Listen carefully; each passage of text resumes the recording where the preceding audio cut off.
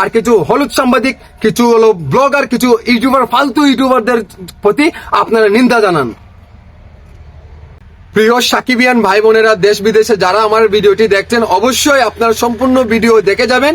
অনুরোধ রইল এটা, ঠিক আছে? আমি অনুরোধ করি না, কিন্তু আজকে বললাম, অনুরোধ করে বললাম, কারণ দরদ সিনেমাটি এত হাইপে আছে। এই হাইপটা কিছু হলুদ সাংবাদিক, কিছু ব্লগার, কিছু ইউটিউবার কিভাবে নষ্ট করছে, আমি সাপোজ আপনাদেরকে দেখিয়ে যাচ্ছি, বা আপনারা মনোযোগকারী ভিডিওটি দেখবেন।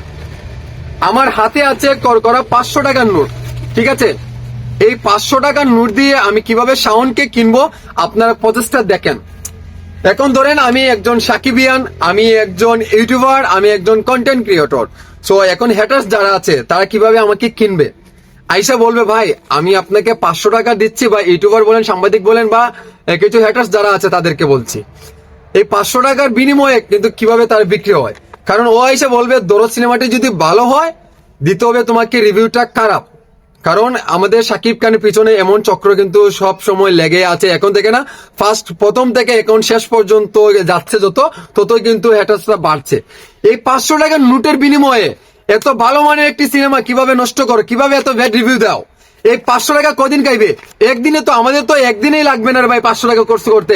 10 মিনিটও লাগবে না, 5 মিনিটও লাগবে না, 1 মিনিটেও কিন্তু সাবার হয়ে যাবে এই 500 টাকা। এই 500 টাকার মাঝে, এই 500 টাকার জন্য আপনারা আপনাদের মানবতা, আপনাদের যোগ্যতা এই 500 টাকার কাছে বিক্রি করলেন। আমাকে তো ভাই আপনার লাখ টাকা দিয়ে তো কিনতে পারবেন না, কারণ এ তো ভালো মানের একটি সিনেমাকে আপনারা এই 500 টাকার বিনিময়ে, 1000 টাকার বিনিময়ে আপনারা বিক্রি করছেন, মানবতা বিক্রি করছেন। আপনি কোন জগতে বাস করছেন? আরে ভাই, আপনাদের কারণে এত ভালো মানের একটি সিনেমা, এত ভালো মানের একটি গল্প থেকে বঞ্চিত হচ্ছে কিছু দর্শক। আপনাদের এই কারণে একটা ভালো একটা মেসেজ পাচ্ছে না আমাদের সিনেমা প্রেমিকরা। যারা এগুলো দেখেছে তারা কিন্তু বলছে গুড, আর যারা দেখছেন না, এখন পর্যন্ত সময়ের অভাবে দেখতে পারছে না, তাদেরকে থামানোর চেষ্টা করছেন আপনারা বুয়া এই ধরনের চিন্তা ভাবনা করে আপনারা 500 টাকা 1000 টাকার কাছে বিক্রি হয়ে যান। একজন সাংবাদিক, একজন ইউটিউবার, একজন ব্লগার, আপনারা কিসের মানবতা আছে? আপনাদের মানবতা আছে? আরে ভাই, বাংলাদেশের সুপারস্টার, বাংলাদেশের মেগাস্টার, বাংলাদেশের পরিচালক, আপনার বাংলাদেশের নায়ককে যদি পছন্দ হয় না, আপনার বাংলাদেশের নায়কের প্রতি যদি এত খুব রাগ থাকে, তাহলে আপনি কাকে ভালোবাসবেন? নিজের দেশকে আগে ভালোবাসেন, নিজের দেশের মানুষকে ভালোবাসেন, তারপরে তামিল তেলুগু সিনেমা আপনারা দেখেন। আপনারা যে দেখবেন সেটা বলছি না, আপনাদের ব্যক্তিগত বিষয়, কিন্তু প্রথমত কি করতে হবে? আপনার দেশকে ভালোবাসতে হবে, দেশের মানুষকে ভালোবাসতে হবে। এই 500-1000 টাকার বিনিময়ে যদি আপনারা বিক্রি হয়ে যান, আপনার মানবতা বিক্রি করে ফেলেন, তাহলে আপনাকে আমি নিন্দা জানাচ্ছি, আপনাদেরকে আমি প্রতিবাদ জানাচ্ছি। আপনার জন্য এই বাংলাদেশে থাকার কোনো যোগ্যতাও আপনাদের নেই ভাই। এই 500-1000 টাকার বিনিময়ে যদি আপনার মানবতা, আপনার প্রচেষ্টা, আপনার ক্যারিয়ার বিক্রি করে ফেলেন, এই 500 টাকার বিনিময়ে, 1000 টাকার বিনিময়ে আপনি কিসের নাগরিক? এই বাংলাদেশের সুনাগরিক আপনি এখন পর্যন্ত হতে পারেন নাই।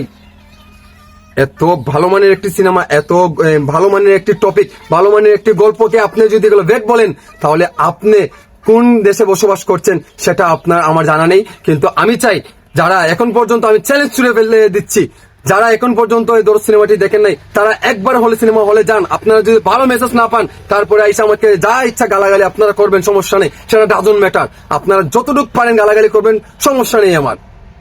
কিন্তু এই ধরনের হ্যাটার্স থেকে, এই ধরনের সাকিবিয়ান হ্যাটার্স থেকে, সাকিব খানের হ্যাটার্স থেকে আপনারা বিরত থাকেন। আপনারা কারো কথা কান দিবেন না। আপনি কিন্তু কারো বাপের টাকা দিয়ে সিনেমা দেখবেন না, নিজের বাপের টাকা দিয়ে, নিজের টাকা দিয়ে, নিজের পরিশ্রম করা টাকা দিয়ে আপনি সিনেমা দেখবেন। কিন্তু তাদের কথায় কেন আপনি চুপ থাকবেন? তাদের কথায় কেন আপনারা থেমে থাকবেন? আপনারা থেমে থাকার মতো লোক নয়, আপনারা প্রতিবাদ করবেন।